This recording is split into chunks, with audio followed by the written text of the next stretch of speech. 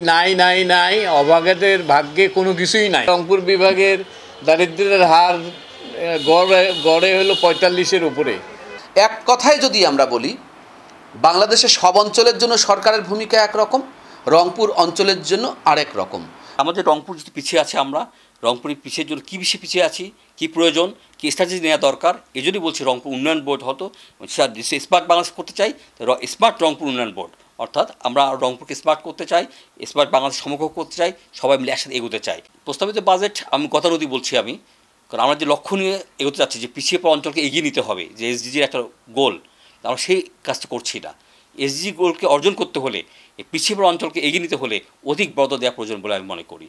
দরকার প্রয়োজন হলে স্মার্ট বাংলাদেশ বা স্মার্ট রংপুর গঠনের জন্য একটা বোর্ড তৈরি করতে হবে, যে বোর্ডের মাধ্যমে আমরা কী করতে পারি, এই পিছিয়ে পড়া অঞ্চলের সমস্যাগুলো চিহ্নিত করে অধিক বরাদ্দ দিয়ে আমরা এগিয়ে নিতে পারি।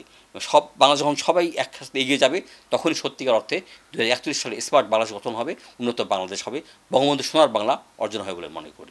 বাজেট বরাবরই সুবিধা যারা বেশি পায় তাদের পক্ষে থাকে, এবারের বাজেটও তাই হয়েছে। যারা সুবিধা পাবে তাদের জন্যই অধিকতর সুবিধা নিশ্চিত করার চেষ্টাই হয়েছে।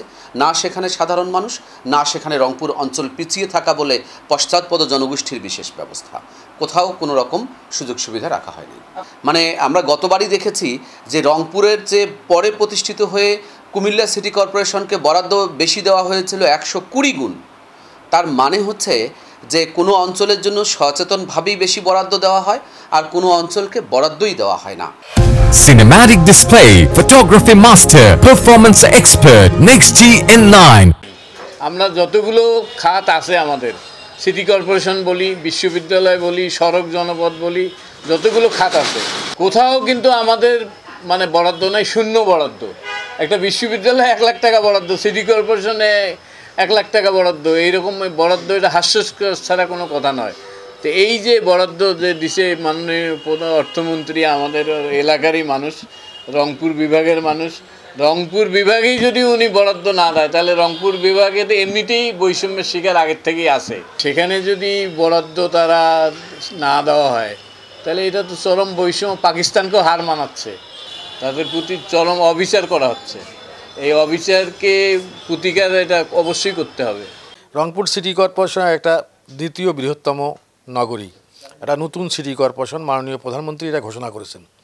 সেখানে আমাদের অন্যান্য সিটি কর্পোরেশনের যে বরাদ্দ দেওয়া হয়, ইভেন নারায়ণগঞ্জ সিটি কর্পোরেশনে, ময়মনসিংহ সিটি কর্পোরেশন, যেগুলো ছোটো সিলেট সিটি কর্পোরেশন, তার বরাদ্দ, তার এই এক অর্থ বছরে যে বরাদ্দ, তার ২০ ভাগও আমরা পাই না।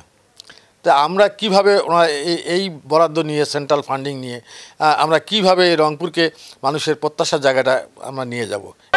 আমরা সরকারের এই বৈষম্য নীতির নিন্দা জানাই।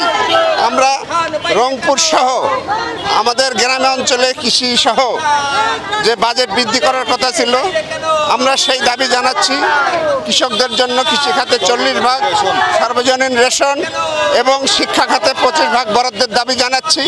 আমরা সরকারের এই যে বৈষম্যমূলক বাজেট, গরিব মারার বাজেট, আমরা এটাকে প্রত্যাখ্যান করছি।